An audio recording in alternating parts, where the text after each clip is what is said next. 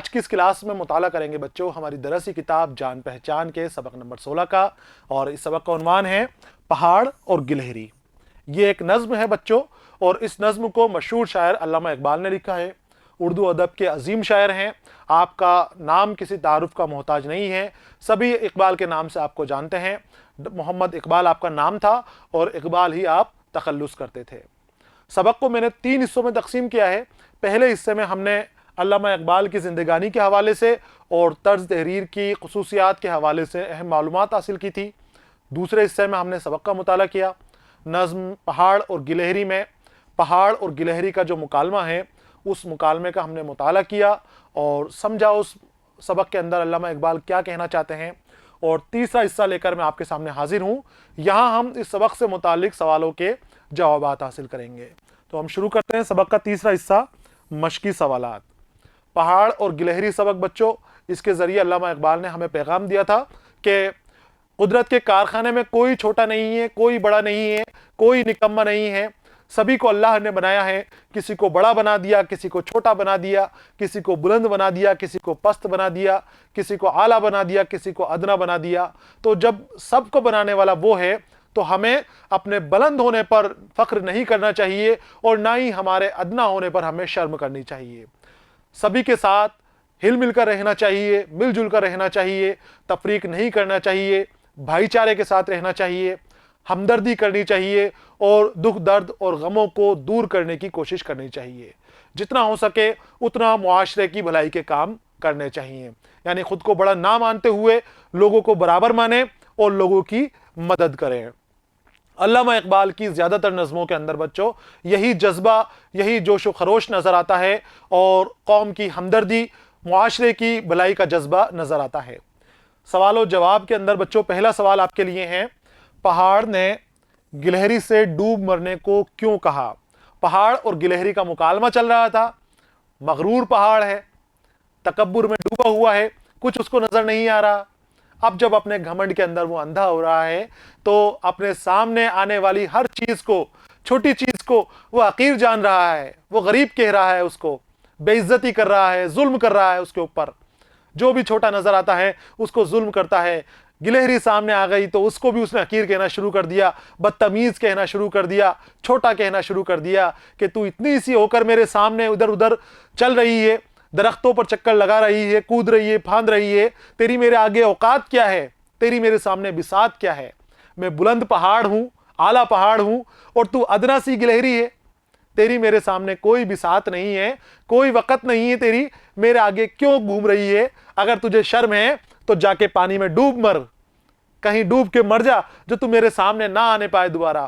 اور اس طرح سے اس کی بہت بے عزتی پہاڑ کرتا ہے۔ تکبر میں ڈوبا ہوا مغرور پہاڑ گلہری کو حقیر سمجھ رہا تھا۔ یہ وہ جواب ہے جو آپ کو لکھنا ہے۔ وہ گلہری سے کہتا تھا کہ میرے آگے تیری نہ کوئی بساط ہے اور نہ کوئی اوقات ہے۔ وہ ادنا سمجھ رہا ہے، اس کو چھوٹا سمجھ رہا ہے، جبکہ قدرت کے سامنے سبھی برابر ہیں، نہ کوئی بڑا ہے نہ کوئی چھوٹا ہے، سب کی اہمیت ہے، چھوٹے کا بھی ضرورت ہے اور بڑے کی بھی ضرورت ہے، کوئی بیکار نہیں ہے، کوئی نکما نہیں ہے یہاں پر۔ تو اس نے کہہ دیا کہ تیری کوئی بساط نہیں ہے، کوئی اوقات نہیں ہے، تو معمولی سی جان میرے سامنے اچھل کود کر رہی ہے اور عقل مندی کے کام کر رہی ہے۔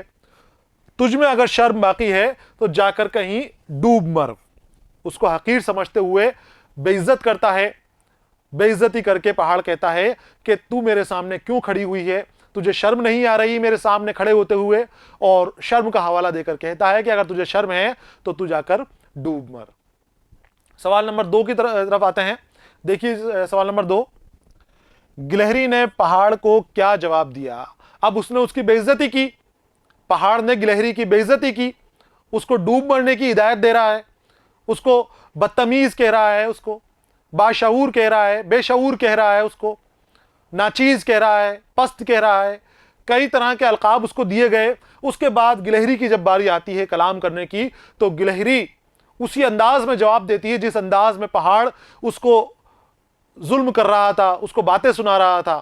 گلہری بھی کہتی ہے کم نہیں پڑتی، کمزور نہیں پڑتی، وہ کہہ دیتی ہے کہ تو مجھ سے بات کر رہا ہے، زبان سنبھال کے بات کر، یہ جو طریقہ ہے تیرا بات کرنے کا یہ غلط ہے، تو مغرور پہاڑ ہے، تجھے اچھے اور برے کی تمیز نہیں ہے، بات کرنے کا طریقہ نہیں آتا، تو اپنے آپ کو بڑا کہتا ہے، کیا تو میرے جیسا چھوٹا ہو سکتا ہے؟ تو قدم بڑھا سکتا ہے؟ تو چھالیاں کھا سکتا ہے؟ تو درختوں کی چھلانگیں لگا سکتا ہے؟ اور کئی انداز میں، اسی انداز میں گفتگو کرتی ہے اور اس کو بتاتی ہے کہ تو بڑا ہے تو تو بڑا ہوگا، لیکن تو میں چھوٹی ہوں، میرے جیسا کام بھی نہیں کر سکتا، میری برابری بھی تو نہیں کر سکتا۔ دیکھیے اس کا جواب، گلہری پہاڑ کی احمقانہ باتوں کا جواب دیتے ہوئے کہتی ہے کہ مجھ سے اپنی زبان سنبھال کر بات کر، تجھے بلند بنانے والا بھی خدا ہے اور مجھے پست بنانے والا بھی خدا ہے، دونوں کو ہمیں خدا نے بنایا ہے، پھر بھی تیرا بات کرنے کا یہ طریقہ ہے کہ خدا کی مخلوق سے تو ایسے بات کر رہا ہے، اس کی بنائی ہوئی چیز کو تو بدتمیز کہہ رہا ہے، ناچیز کہہ رہا ہے۔ اتنا تیرے اندر ہمت آ گئی، اتنا تیرے حوصلے بڑھ رہے ہیں، تو مجھے پست بنانے والا بھی خدا ہے۔ کسی کو چھوٹا بنانا، کسی کو بڑا بنانا، یہ اس پروردگار کی حکمت ہے، اسی نے بنایا ہے جس کو بھی بنایا ہے، اور اسی کی مصلحت ہے۔ تو بڑا ہو کر بھی وہ کام نہیں کر سکتا جو میں چھوٹی ہو کر سکتی ہوں۔ قدرت کے کارخانے میں کوئی چیز رائگاں نہیں ہے، رائگاں یعنی بیکار۔ اور کہتی ہے کہ تو درخت پر چڑھ کر دکھا دے مجھے، قدرت نے تجھے بڑا بنایا ہے، اللہ نے تجھے بلند بنایا ہے، تو مجھے درخت پر چڑھنا سکھا دیا ہے، میں درخت پر چڑھ جاتی ہوں، سرپٹ بھاگ جاتی ہوں، درخت کے اوپر، شاخوں کے اوپر کودتی ہوں، اچھلتی ہوں، میں چھالیاں کھاتی ہوں، تو مجھے چھالیاں توڑ کر دکھا دے۔ اگر تو یہ چھالیاں توڑ دے گا تب بھی میں مان جاؤں گی کہ ہاں تو بلند ہے، بڑا مرتبہ ہے۔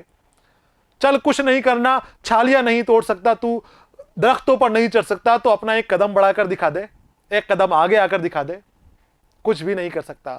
تو اس طرح سے وہ اس کو جواب دیتی ہے۔ یہ ہے سوال نمبر 2 کا جواب بچوں۔ آگے آتے ہیں سوال نمبر 3 کی جانب۔ پہاڑ نے اپنی بڑائی میں کیا کہا؟ خود کی تعریف کر رہا تھا پہاڑ، تو وہ کیا کہتا ہے؟ وہ کہتا ہے کہ میں بلند ہوں، میں اعلیٰ ہوں، میں بہت بڑا ہوں، میرے آگے تو حقیر ہے، ناچیز ہے، میرے آگے تیری کوئی اوقات نہیں ہے، میری اونچائی اور میری بلندی کے آگے زمین بھی پست ہے، تو کیا چیز ہے؟ تو اپنی وہ تعریفیں کرتا ہے، خوب اپنے بارے میں وہ بیان کرتا ہے۔ دیکھیے پہاڑ نے اپنی بڑائی میں گلہری سے کہا کہ میرے آگے تیری کوئی اوقات نہیں ہے، میں بلند شان اور عالی مرتبہ ہوں، اعلیٰ مرتبہ ہے میرا، بلند مرتبے والا ہوں، میری آن بان اور بلندی کے آگے زمین بھی پست ہے، زمین بھی میرے آگے کچھ نہیں ہے، اور جو بات مجھ میں ہے وہ بات تجھ میں نہیں ہے، تو غریب جانور ہے، غریب ہے، اور میں بلندیوں والا پہاڑ ہوں، بڑا سارا پہاڑ ہوں، میرے آگے تیری کوئی اوقات نہیں ہے۔ یہ ہے سوال نمبر 3 کا جواب۔ سوال نمبر 4 دیکھیے بچوں، گلہری ایسا کون سا کام کر سکتی ہے جو پہاڑ کے بس کا نہیں ہے؟ پہاڑ کے بس کا نہیں مطلب پہاڑ نہیں کر سکتا، وہ کون سے کام ہیں؟ بہت سارے کام ہیں۔ گلہری ایک جاندار جانور ہے، اس میں جان ہے، پہاڑ میں جان نہیں ہے، پہاڑ ایک جگہ رکا ہوا ہے، ایک جگہ جمع ہوا ہے، جبکہ گلہری ایک جگہ سے دوسری جگہ جا سکتی ہے، بھاگ سکتی ہے، چھالیاں توڑ سکتی ہے، فروٹس کھا سکتی ہے، بہت سارے ایسے کام ہیں جو گلہری کرتی ہے لیکن پہاڑ نہیں کر پاتا۔ تو یعنی کہنے کا معنی یہ ہے کہ بڑا جو ہوتا ہے، کئی بار ایسے کام بھی ہوتے ہیں کہ بڑا مرتبہ والا یا بڑے عہدے والا آدمی نہیں کر سکتا، اور چھوٹے عہدے والا غریب آدمی وہ کام کو انجام دے جاتا ہے۔ تو سب کو اللہ نے بنایا ہے، سب برابر ہیں۔ یہاں پر دیکھیے اس کا جواب، گلہری جاندار ہے، وہ درخت پر چڑھ سکتی ہے، درختوں کی شاخوں پر چھلانگ لگا سکتی ہے، پہاڑ نہیں کر سکتے یہ کام، یہ وہ طرح طرح کے پھل کھا سکتی ہے، اور قدرت کی دی ہوئی نعمتوں سے اپنا پیٹ بھر سکتی ہے، جبکہ بے جان پہاڑ ایک طرف کھڑا رہتا ہے۔ رب نے پہاڑ کو چلنے پھرنے اور کھانے کی قوت نہیں دی ہے۔ پہاڑ کو بڑا تو بنا دیا لیکن کھانے کی قوت نہیں دی، ہاتھ نہیں دیے، پیر نہیں دیے، جسم نہیں دیا، جان نہیں دی، ایک بے جان سا بے ڈول سا بنا کر کھڑا کر دیا ہے، اور اس کو حکم دے دیا ہے کہ تو اپنی جگہ کے اوپر جم جا، اور وہ اپنی جگہ کے اوپر کھڑا ہوا ہے، کوئی اس کے اندر حرکت نہیں ہے۔ تو یہ چیزیں گلہری میں نہیں ہے۔ گلہری سارے کام کر سکتی ہے، بھاگا دوڑی بھی کرتی ہے، کھاتی بھی ہے، پیتی بھی ہے، نیند بھی لیتی ہے، آرام بھی کرتی ہے، اور اپنے رب کا شکر بھی ادا کرتی ہے۔ یہ ہے سوال نمبر 4 کا جواب۔ سوال نمبر 5 دیکھیے بچوں، کن باتوں سے خدا کی قدرت کا پتہ چلتا ہے؟ اب خدا کی قدرت اہل نظر دیکھتے ہیں، جس کی نظر ہو قدرت دیکھنے کی، تو اس کو ہر جگہ خدا کی قدرت نظر آتی ہے، ہر چیز میں خدا کی قدرت ہے۔ جو آپ کو سورج نظر آتا ہے اس خدا کی قدرت ہے، جو چاند نظر آتا ہے یہ خدا کی قدرت ہے، زمین آسمان دنیا اور دنیا میں جو کچھ ہے، آسمانوں میں جو کچھ ہے یہ خدا کی قدرت ہے۔ صبح کا ہونا بھی خدا کی قدرت ہے، رات کا ہونا بھی خدا کی قدرت ہے، ہمارا سو جانا اور صبح اٹھنا بھی خدا کی قدرت ہے۔ ہر چیز میں رب کی قدرت نظر آتی ہے، رب کی قدرت موجود رہتی ہے۔ دنیا کی ہر چیز سے خدا کی قدرت کا پتہ چلتا ہے۔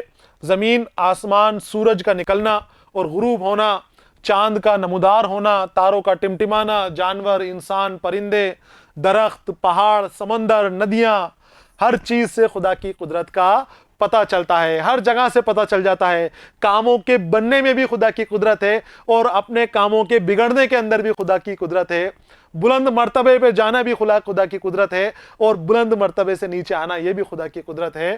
تو اس دنیا میں خدا کی بنائی ہوئی کوئی بھی چیز معمولی اور خراب نہیں ہے، ہر چیز کی اپنی حیثیت اور ہر چیز اپنا ایک الگ مقام رکھتی ہے، ہر چیز سے خدا کی قدرت ظاہر ہوتی ہے۔ جو بھی دنیا کے اندر ہے بنا دی وہ سب خدا کی قدرت ہے اور نعمت ہے، اس کی نعمتوں کا شکر ادا کرتے رہنا چاہیے۔ تو آگے آتے ہیں اگلے سوال کی طرف۔ آگے آتے ہیں اگلے سوال کی طرف۔ یہاں عملی کام اس سوال میں آپ کا دے رکھا ہے اور عملی کام کے اندر بچوں کچھ نقطے دیے گئے ہیں، ان نقطوں کو آپ کو دیکھنا ہے غور سے۔